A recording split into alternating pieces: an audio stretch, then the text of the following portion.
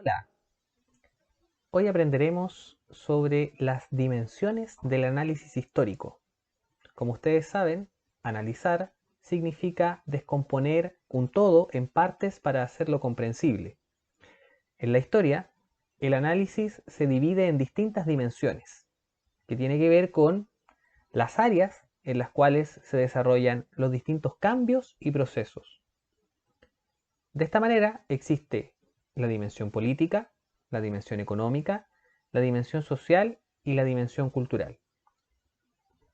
A continuación, los voy a dejar con un breve video donde se explica en qué consiste cada una de estas dimensiones. Adelante, corre video. Hola, bienvenidos a este video sobre las dimensiones del análisis histórico. Antes de conocer las dimensiones del análisis histórico, debemos saber cuál es el objetivo del estudio de la historia. La historia estudia el cambio social en el tiempo y en el espacio con el fin de comprender el presente y desarrollar una visión para el futuro. A lo que se dedica la historia, por lo tanto, es al análisis de los procesos. Estos procesos están compuestos de distintas dimensiones. Como la palabra análisis significa descomponer el todo en partes para poder estudiarlo de mejor manera, lo que hacemos nosotros es descomponer el cambio social para poder entenderlo mejor. Así aparecen distintas dimensiones en el análisis de los procesos. La primera dimensión es la dimensión política. Esta dimensión se refiere a todo lo que tiene que ver con el ejercicio del poder, las formas de organización para la toma de decisiones y los actores sociales que participan en dichos procesos. No es lo mismo hablar de la dimensión política del Imperio Romano o la dimensión política durante la dictadura militar o la dimensión política durante la Revolución Francesa. Así, por ejemplo, durante el periodo que estamos estudiando, surgió en la dimensión política a finales del siglo XVIII el Estado-Nación, el cual fue muy importante ya que constituyó un cambio fundamental en la forma de organización en la toma de decisiones. También sabemos que un componente muy importante del Estado-Nación es el territorio.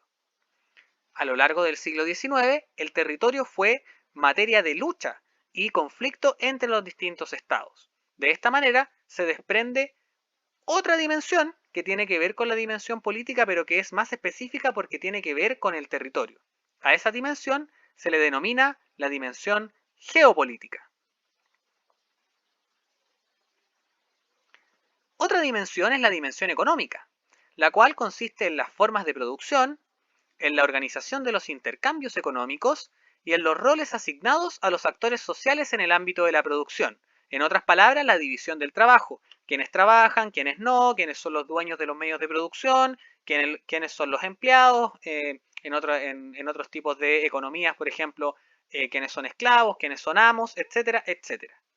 Un ejemplo, en el caso del contenido que estamos estudiando, sería la industrialización, ya que debido a ello se diluye el artesanado y se da origen al trabajo industrial en las fábricas creadas por la burguesía y que son realizadas las obras por el proletariado.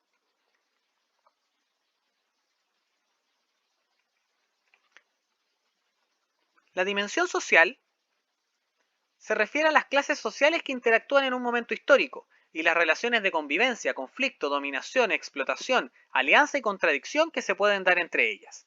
Se relaciona con la experiencia de cada una de esas clases sociales dentro de un proceso o periodo histórico determinado. Por ejemplo, después de la Revolución Francesa, la burguesía convirtió a sus antiguos aliados, que fueron los campesinos y los artesanos, en los obreros proletarios que serán explotados en las fábricas durante el siglo XIX, generando en consecuencia una propia organización interna de esta nueva clase social. Como se puede ver, existe un cambio en la dimensión social, ya que inicialmente burguesía, campesinos y artesanos fueron aliados, pero un siglo después eran enemigos. Por último, tenemos la dimensión cultural. En el caso de la dimensión cultural, esta se refiere a las formas de vida, costumbres, tradiciones e ideas que se desarrollan dentro de un periodo histórico o como consecuencia de un proceso de cambio social. En el caso del periodo que estamos estudiando, un ejemplo claro de ello es la instalación de la cultura burguesa, la cual se impone como un modo de vida centrado en el consumo, el dinero y el intercambio de productos y servicios. Un elemento sumamente importante que tenemos que tener en cuenta es que las dimensiones del análisis histórico siempre están interactuando y están en constante articulación.